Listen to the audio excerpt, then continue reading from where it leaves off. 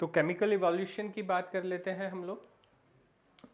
किस तरीके से जो हम प्रिमिटिव अर्थ की बात कर रहे थे कि प्रिमिटिव अर्थ जब शुरुआत में अर्थ की कंडीशन कैसी थी, तो हमने पाया था कि अर्थ शुरुआत में जो जब प्लैनेट फॉर्म हो रहे थे तो जो अर्थ की भी कंडीशन थी वो भी मॉल्टन स्टेट में थी। मतलब वहाँ पे लावा वगैरह पिघला हुआ अर्थ क्रस्ट पे ही हुआ करता था।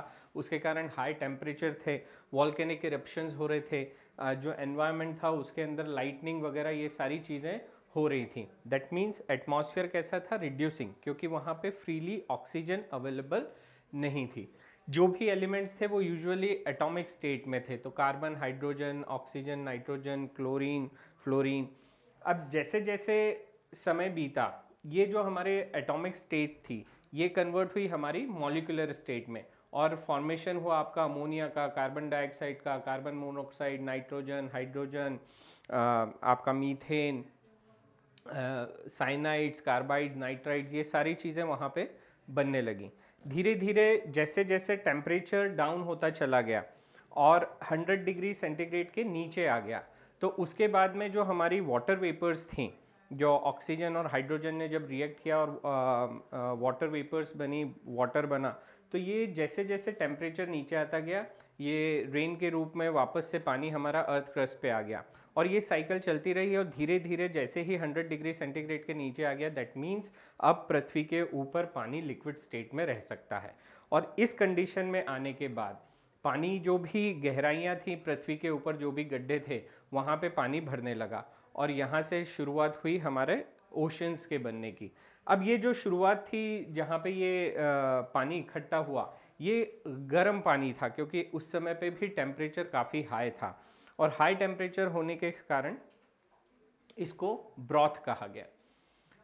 अब इसके बाद यहाँ पे इतनी लाइटनिंग और इतनी एनर्जी जो थी, उसके कारण जो मॉलिक्यूलर एटॉमिक स्टेट से जो एलिमेंट्स थे वो मॉलिक्यूलर स्टेट में पहुँचे, और उन्होंने सिंपल पहले इनऑर्गेनिक कंपाउंड्स बनाए, और इनऑर्गेनिक कंपाउंड्स के बाद में धीरे धीरे बात आती है कि हमारे सिंपल ऑर्गेनिक कंपाउंड्स डेवलप होने लगे। मतलब aldehydes, ketone, alcohols, pentose, sugars, purine, pyrimidine, nitrogenous base, ये सारी चीज़ें, एसिड, ग्लिसरॉल, ये सारी चीज़ें वहाँ पे अब डेवलप होने लगी। और इस तरीके से इनऑर्गेनिक से होते हुए ऑर्गेनिक कंपाउंड्स फॉर्म होने लगे।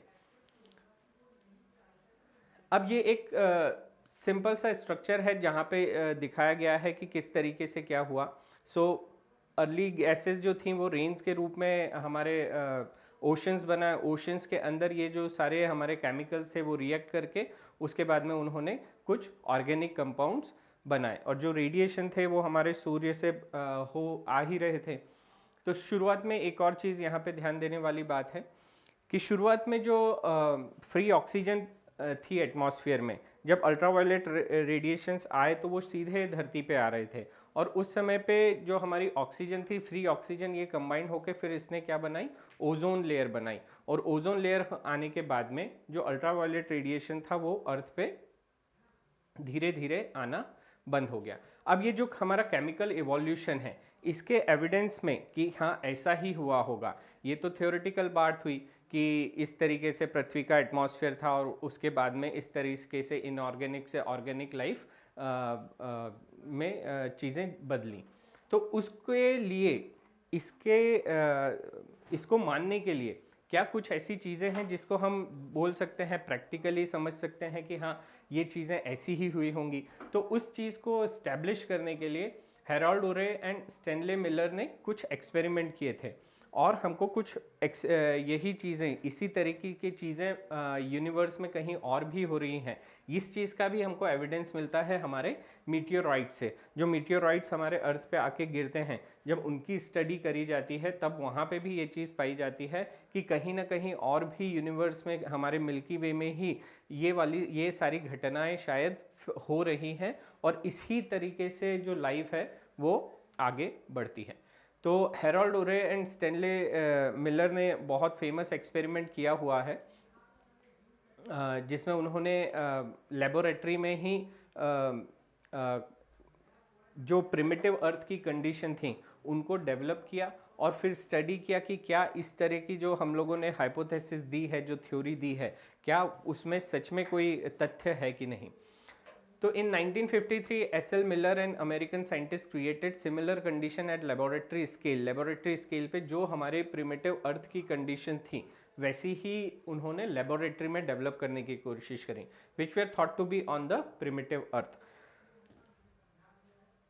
तो इस चीज़ के लिए रिक्वायरमेंट्स जो थे वो थे कि अमोनिया जो आपकी मीथेन है, हम लोगों ने बात करी थी कि एटमॉस्फेयर रिड्यूसिंग था और मीथेन, अमोनिया और हाइड्रोजन उस समय पे मिलती थी। तो उन्होंने इसको रेशियो में लिया 2:2:1 के रेशियो में। मीथेन, अमोनिया और हाइड्रोजन को 2:2:1 के रेशियो में लिया और जो वाटर वेपर्स थी और उनको इन्होंने हीट अप किया 800 डिग्री सेंटीग्रेड पे। इसके साथ साथ में इन्होंने वहाँ पे इलेक्ट्रिक डिस्चार्ज भी करवाया, जो आप कह सकते हैं कि जिसका जो चीज़ हमारी जो उस समय पे बिजली चमक रही होगी या जो इलेक्ट्रिक डिस्चार्ज हो रहा होगा, उस चीज़ को इन्होंने इलेक्ट्रोड के थ्रू इलेक्ट्रिक डिस्चार्ज करवा के वो कंडीशन पैदा करी। अब इसके बाद में जब इन्होंने इसकी फाइंडिंग्स निकाली, ये करीब करीब इन्होंने एक्सपेरिमेंट चलाया 7 दिनों तक। 7 दिनों तक ये चीज़ को चलने दिया कि जो गैसेस हैं वो गर्म हो रही हैं, गर्म होने के बाद में एटमॉस्फेयर में जा रही हैं या इस ऐसे कंटेनर में जा रही है जहाँ पे इलेक्ट्रिक डिस्चार्ज हो रहा है और वहाँ से दूसरे पाइप से आ रही हैं, तो उनको वहाँ पे एक कंडेंसर लगाया ताकि वो गैसेस फिर से लिक्विफाई हो सकें और लिक्विफाई होने के बाद में वापस से वो उस कंडीशन में आ रही हैं, उस जगह पे आ रही हैं जहाँ पे उनको वापस से गर्म किया जा सके। तो जब ये साइकिल उन्होंने लगातार चलाते रहे और करीब करीब 7 दिनों तक उन्होंने इस चीज़ को चलाया और बीच बीच में उस चीज़ को ब्रॉथ को एनालाइज किया कि वो लिक्विड जो फॉर्मेशन हो रही है उसमें क्या क्या चीज़ें बन के आ रही हैं। तो वहाँ पे उन्होंने देखा कि जो सिंपल एमिनो एसिड थे, glycine, alanine and aspartic acid, इस तरह की चीज़ें जो थीं उस ब्रॉथ में बनना शुरू हो गई थी। यही चीज़ें जो कई दूसरे साइंटिस्ट थे उन्होंने भी इसी तरीके के कुछ एक्सपेरिमेंट्स किए और वहाँ पे उन्होंने पाया कि कई तरीके के sugars, nitrogen bases and pigments and fats, कुछ प्रोटीन्स, ये सारी चीज़ें वहाँ पे उनको इन एक्सपेरिमेंट्स के दौरान बनती हुई मिली। ये एक उनका सेटअप है पूरा, जो उरे एंड मिलर ने जो पूरा एक्सपेरिमेंट किया था। तो यहाँ पे आप देख सकते हैं कि यहाँ पे एक इलेक्ट्रोड्स हैं, इलेक्ट्रोड्स इलेक्ट्रिक डिस्चार्ज कर रहे हैं। वहीं हमारी मीथेन, अमोनिया और हाइड्रोजन प्लस वाटर, ये सारी चीज़ों को लिया गया है। यहाँ पे आप उसको हीटअप कर रहे हैं अराउंड 800 डिग्री सेंटीग्रेड पे। वहीं एक कंडेंसर है जहाँ से जिसमें इन गैसेस के जब ये पास होके आती हैं यहाँ पे, तो उनको कंडेंस कर दिया जाता है, वापस से लिक्विफाई कर दिया जाता है। उसके बाद में यहाँ से ट्रैप से इसी लिक्विड को थोड़े थोड़े समय के अंतराल पे उसको स्टडी करने के लिए थोड़ा थोड़ा बाहर निकाला जाता है। तो इस तरीके से जब ये पूरा एक्सपेरिमेंट हुआ तो 7-8 दिन के बाद में उनको इस तरह के amino acids, nitrogenous bases, sugars और इन तरीके की चीज़ें मिलना शुरू हुई और ये चीज़ बताती है कि हाँ, इसी तरीके से शायद लाइफ का फॉर्मेशन हुआ होगा, वरना जो आज एसेंशियल कंपाउंड्स हैं हमारे लाइफ के लिए, वो वरना किस तरीके से फॉर्म हुए होते। तो ये चीज़ यहाँ पे आसानी से दिखाई देती है। इक्वेशन ले लेते हैं। From his experiment SL Miller produced amino acids by mixing the following in a closed flask. तो किन किन चीज़ों को उन्होंने मिलाया था, तो अभी हम लोगों ने बात करी थी कि methane, hydrogen and ammonia at 800 degree centigrade. तो आपका ऑप्शन ए सही है। In 1953, S.L. Miller and American scientists created electric discharge in a closed flask containing ammonia, hydrogen and methane and water vapor at 800 degree centigrade.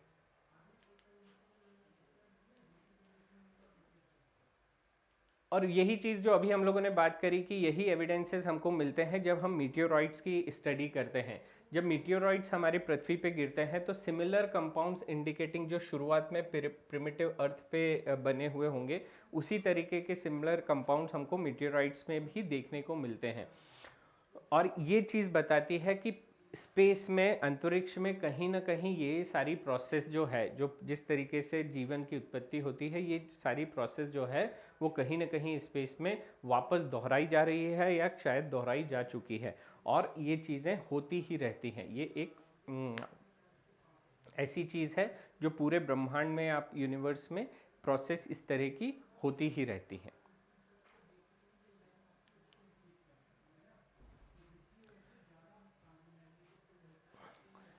चलिए, तो अब बात करते हैं बायोजेनिकी या बायोलॉजिकल इवोल्यूशन की। सो बायोलॉजिकल इवोल्यूशन, जिसमें हम ये बात करेंगे कि किस तरीके से जो आज के हमारे प्रोकैरियोट्स एंड यूकैरियोट्स हैं, ये किस तरीके से फॉर्म हुए, शुरुआत में किस तरीके से ये आगे बढ़े और किस तरीके से इनका फॉर्मेशन हुआ। तो सबसे पहले बात करेंगे ओरिजिन ऑफ प्रोटोबायंट्स की, उसके बाद ईओबायंट्स, प्रोकैरियोट्स एंड यूकैरियोट्स की। तो जो प्रोबायंट्स होते हैं, प्रोबायंट्स का मतलब ऐसे मॉलिक्यूल्स हुए, मैक्रोमोलिक्यूल विच वर सिंथेसाइज्ड एबायोटिकली ये सिंथेसाइज हुए in primitive oceans, later came together and form large colloidal drops like structure named as protobionts. तो जो अभी हम लोगों ने बात करी कि इस तरीके से एमिनो एसिड्स और हमारे नाइट्रोजनस बेसेस, कई सारी शुगर्स, इस तरह के मॉलिक्यूल्स जो थे, ये शुरुआत के अर्थ का जो एटमॉस्फेयर था वहाँ पे इन चीज़ों का फॉर्मेशन हुआ।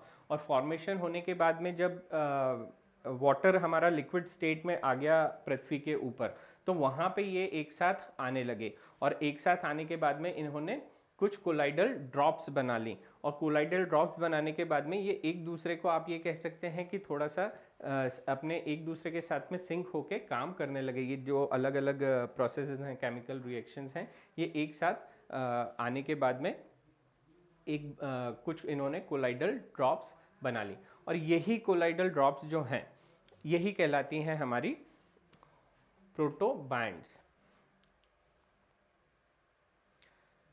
ये माना जाता है कि ये proteins, polysaccharide, lipids, nucleic acid, ये एक साथ क्लब होने लगे। क्लब होने के बाद में इनमें रिप्रोडक्शन की क्वालिटी तो थी नहीं, लेकिन ये अपने आप को बढ़ा सकते थे अपने साइज को by combining with other these kinds of molecules. तो दूसरे मॉलिक्यूल्स के साथ में ये एक दूसरे के साथ में आके अपने आप को, अपना आकार बढ़ा सकते थे। These protobionts were unable to reproduce, जो अभी हम लोगों ने बात करी कि रिप्रोड्यूस नहीं कर सकते थे, और ये अपने आप को एक दूसरे के साथ एसोसिएट होके अपना आकार बढ़ा सकते थे। एब्जॉर्बिंग मॉलिक्यूल फ्रॉम सराउंडिंग्स, अपने आसपास जो और मॉलिक्यूल्स हैं उनको अपने साथ में मिलाने के साथ में ये अपने आकार को बढ़ाते थे। ऑल्दो इनके पास में रिप्रोडक्शन की क्वालिटीज़, मतलब अपनी ही जैसी चीज़ों को और बनाने की क्षमता यहाँ पे विकसित नहीं हुई थी।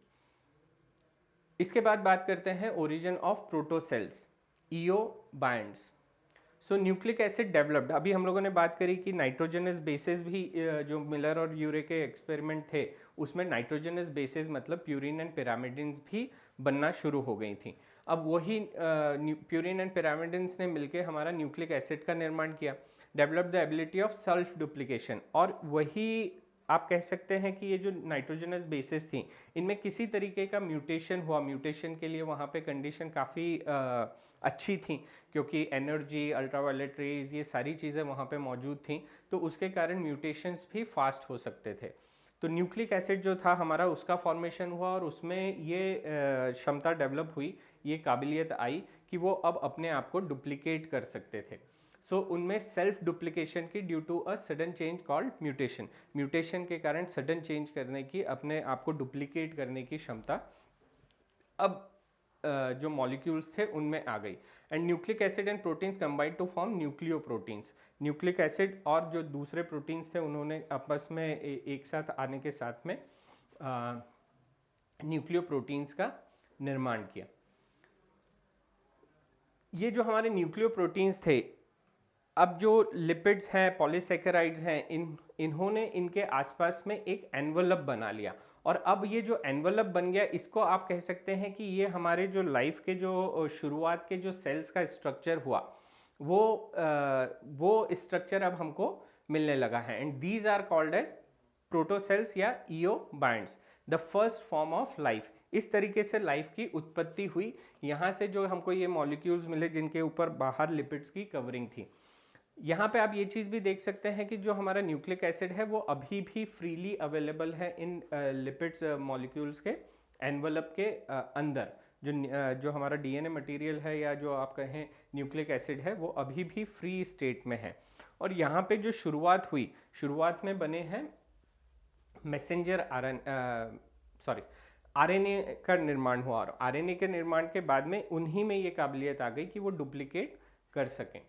These first non-cellular forms of life could have originated 3 billion years ago. Around 3 billion years ago इस तरीके की ये प्रोसेस हुई है। अब ये जो बात करी हम लोगों ने कि ये जो मॉलिक्यूल्स थे ये इकट्ठा होने के बाद में जाइंट मॉलिक्यूल्स का रूप लिया इन्होंने, और सबसे पहले जो बने हमारे वो आरएनए, प्रोटीन्स एंड पॉलीसैकेराइड्स बने। और इन्हीं आरएनएज में ये डेवलपमेंट था कि ये अपने आप को रिप्लिकेट या डुप्लीकेट कर सकते थे। तो सबसे पहले जो एनवायरनमेंट या आप ये कहें कि वहाँ पे जो कंडीशंस थी, वहाँ पे डीएनए ना होते हुए जो जेनेटिक मटेरियल था वो अब किसके फॉर्म में था? आरएनए के, राइबोन्यूक्लिक एसिड्स के फॉर्म में। बात कर लेते हैं किस तरीके से पहले cellular form that is prokaryotes की उत्पत्ति हुई, किस तरीके से वो फॉर्म हुए। तो first cellular form of life did not possibly originate till about 2000 million years ago. करीब 2000 मिलियन ईयर्स अगो तक ये प्रोसेस शुरू नहीं हुई थी कि लाइफ वहाँ पे फॉर्म हो। लेकिन उसके बाद में जो सिंगल सेल्ड बैक्टीरिया थे, जो आपके इयोबायंट्स थे, वो मॉलिक्यूल्स आपस में आए, इकट्ठा हुए, और इस तरीके की कि उनकी जो ये कह सकते हैं आपकी जो अलग अलग प्रोसेसेस वो लोग कर रहे थे वो एक दूसरे पे इंटरडिपेंडेंट होने लगी। और इंटरडिपेंडेंट होने के बाद में जो सबसे पहले हमारे फर्स्ट सेल्स जो बने प्रोकैरियोट्स, वो उनका निर्माण हुआ। अब यहाँ पे जो डीएनए मटेरियल था या आप कहें कि न्यूक्लिक एसिड था, जो जेनेटिक मटेरियल था, वो यहाँ पे अब अवेलेबल था इन सेल्स के पास में ताकि ये अपने आप को डुप्लीकेट कर सकें। लेकिन यहाँ पे जो हमारा डीएनए मटेरियल था या जेनेटिक मटेरियल था वो किसी भी एनवलप के अंदर नहीं था। दैट मीन्स उनको कवर करने वाली कोई भी न्यूक्लियर मेम्ब्रेन नहीं पाई जाती थी। तो इसलिए इनका नाम कहा गया है, इनको कहा गया है प्रोकैरियोट्स। अब इसके बाद में प्रोकैरियोट्स का मतलब ही हुआ आपका कि प्रिमिटिव सेल्स। इसके बाद में ये जो सेल्स थे, इनमें से जो सेल्स थे ये कीमो हेट्रोट्रॉप्स थे एंड एनएरोबिक कंडीशन में ये सरवाइव कर रहे थे। तो कीमो हेट्रोट्रॉप्स मतलब ये अपने एनर्जी के रिक्वायरमेंट के लिए अलग अलग केमिकल रिएक्शंस के ऊपर डिपेंडेंट थे। अब ये जो कुछ कीमो हेट्रोट्रॉपिक बैक्टीरिया थे, इनमें कुछ इवोल्यूशन हुआ और इसके बाद में ये बन गए कीमो ऑटोट्रॉप्स। कीमो ऑटोट्रॉप्स मतलब now they can capture the sun rays, sunlight की एनर्जी को, सन एनर्जी को ये आप कैप्चर कर सकते थे, और फोटोसिंथेसिस की प्रोसेस जो है उसको परफॉर्म कर सकते थे। सो ऑल्दो ये जो चीज़ यूज़ कर रहे थे अपने हाइड्रोजन रिक्वायरमेंट के लिए, वो यूज़ कर रहे थे H2S, और H2S होने के कारण आप ये कह सकते हैं कि अभी भी जो ऑक्सीजन है वो फ्रीली इवॉल्व नहीं हो पा रही थी। तो इसी के कुछ एग्जाम्पल्स हैं आपके, आयरन बैक्टीरिया, नाइट्रीफाइंग बैक्टीरिया। अब जब इसमें धीरे धीरे जो बैक्टीरिया क्लोरोफिल है वो जिस तरीके से डेवलप हुआ इन कीमो ऑटोट्रॉपिक बैक्टीरिया में, they became non oxygenic photosynthetic bacteria. जो अभी हम लोगों ने बात करी कि ये नॉन ऑक्सीजेनिक फोटोसिंथेटिक बैक्टीरिया थे, मतलब ये अपनी हाइड्रोजन के रिक्वायरमेंट के लिए वाटर का उपयोग न करते हुए किसका उपयोग कर रहे थे? हाइड्रोजन सल्फाइड H2S का उपयोग कर रहे थे। तो इस तरीके से ये जो कंडीशन बनी, और जो हमारे पहले प्लैंक्टोनिक सल्फर बैक्टीरिया का निर्माण हुआ। अब इसके बाद बात करते हैं हम लोग कि किस तरीके से यूकैरियोटिक सेल्स बनना शुरू हुए।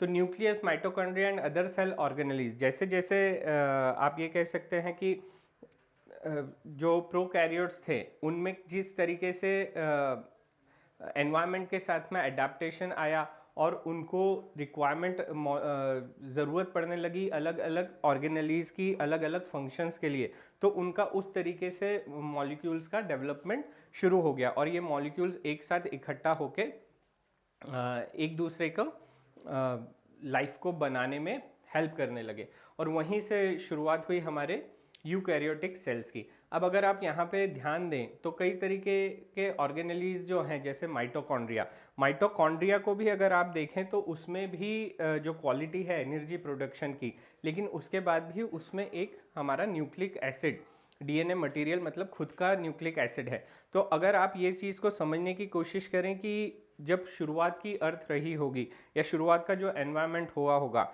तो उस समय पे ये छोटे छोटे जो ऑर्गेनेलीज हैं ये अपने इंडिविजुअल फंक्शंस करते होंगे और ये एक साथ आए, एक दूसरे पे इंटरडिपेंडेंट या ये कहें कि एक दूसरे को ज़्यादा अच्छे से ये सपोर्ट करवा रहे थे अपनी अपनी एक्टिविटीज़ के कारण।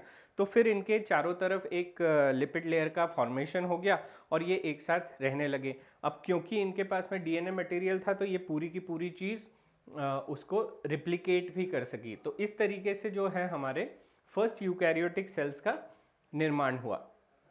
Free living unicellular eukaryotic organism originated around 1.5 billion years ago in the primitive oceans. तो जो प्रिमिटिव ओशंस थे जिनको हम लोगों ने ब्रॉथ कहा, हॉट ब्रॉथ, उसमें इन सारी चीज़ों की उत्पत्ति होना शुरू हो गई। चलिए तो बात करते हैं ओरिजिन ऑफ लाइफ की, किस तरीके से लाइफ हमारी पृथ्वी पे, इसको समराइज करने की कोशिश करते हैं कि किस तरीके से लाइफ जो है पृथ्वी पे ओरिजिनेट हुई। तो लाइफ का ओरिजिन जो हुआ वो पृथ्वी के बनने के अराउंड 500 मिलियन ईयर्स बाद में, मतलब 4 बिलियन ईयर्स अगो, ये जो लाइफ की प्रोसेस थी या लाइफ की उत्पत्ति होना शुरू होने की जो प्रोसेस थी या जिसको हम कहें केमिकल इवोल्यूशन की जो प्रोसेस थी वो स्टार्ट हुई। अब अगर हम बात करें नॉन सेल्यूलर फॉर्म की, तो ये अराउंड हमारा प्रोबेबली 3 बिलियन ईयर्स अगो ये जो non cellular form of life थी, मतलब जो बड़े बड़े मॉलिक्यूल्स जो बन रहे थे, आरएनए मॉलिक्यूल, पॉलीसेकेराइड्स, ये सारे बन रहे थे, ये इनका ओरिजिन हुआ है अराउंड 3 बिलियन ईयर्स अगो। और प्रोबेबली ये जो मॉलिक्यूल्स बने थे इनमें जो रिप्रोडक्शन की कैपेसिटी थी या जो अपने ही जैसी चीज़ों को बनाने की जो क्षमता थी वो इनमें नहीं पाई जाती थी, लेकिन ये मॉलिक्यूल्स एक दूसरे के साथ में एसोसिएट होकर अपने आप को बढ़ा रहे थे। अब जो first cellular form of life कहें हम, तो वो अराउंड ओरिजिनेट होता है अराउंड 2 मिलियन ईयर्स अगो। और ये जो लाइफ के फॉर्म थे, जो फर्स्ट लाइफ के फॉर्म थे, सेल्यूलर फॉर्म ऑफ लाइफ, ये जो शुरुआत हुई थी इसकी, जो हमने बात करी थी कि जो पृथ्वी के ऊपर जब पानी लिक्विड स्टेट में आ गया और टेम्परेचर ज़्यादा होने के कारण ये काफ़ी गर्म था, तो उसमें ही इस तरह की लाइफ की उत्पत्ति, जो लाइफ का ओरिजिन था, ये चीज़ यहाँ पे हुई। दिस वर्जन ऑफ बायोजेनेसिस की इसी तरीके से लाइफ की उत्पत्ति हमारे पृथ्वी के ऊपर हुई, पृथ्वी के ऊपर ओरिजिन ऑफ लाइफ इसी तरीके से हुआ। दैट मीन्स पहले जो थी एटॉमिक स्टेट थी हमारे एलिमेंट्स की, वहाँ से इनऑर्गेनिक कंपाउंड्स बने, केमिकल इवोल्यूशन हुआ और केमिकल इवोल्यूशन होने के बाद में जिस तरीके से जो वाटर था, वाटर टूटने के बाद में ओजोन का फॉर्मेशन हुआ और एनवायरनमेंट में धीरे धीरे जो फ्रीली ऑक्सीजन अवेलेबल होने लगी और जो रिड्यूसिंग एनवायरनमेंट था वो ऑक्सीडाइजिंग एनवायरनमेंट में चेंज हुआ, तो उसके बाद में ऑर्गेनिक मॉलिक्यूल्स का डेवलपमेंट होना शुरू हुआ। और इन ऑर्गेनिक मॉलिक्यूल्स के जब ये एक साथ आने लगे और हमारे जो डीएनए मटेरियल, जेनेटिक मटेरियल का डेवलपमेंट हुआ, तो रिप्रोडक्शन की कैपेसिटी इन प्रिमिटिव सेल्स में आ गई।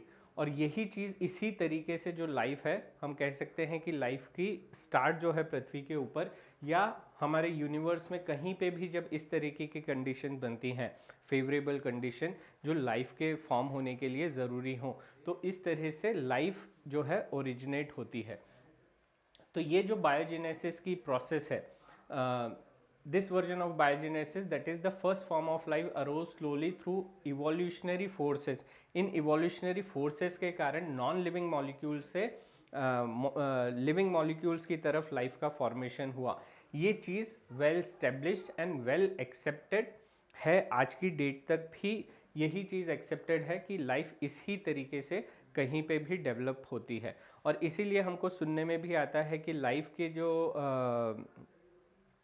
लाइफ के होने के लिए या लाइफ के ओरिजिन के लिए water is the main requirement, मतलब पानी की काफ़ी ज़्यादा आवश्यकता है। अगर कहीं पे भी लाइफ होगी तो वहाँ पे पानी या पानी जैसी कोई ना कोई चीज़ होना चाहिए, तभी लाइफ फॉर्म हो सकती है। और अगर हम कहें कि पृथ्वी पे लाइफ का फॉर्मेशन हुआ है पानी के साथ में, तो पानी की रिक्वायरमेंट लाइफ के ओरिजिन के लिए ज़्यादा है।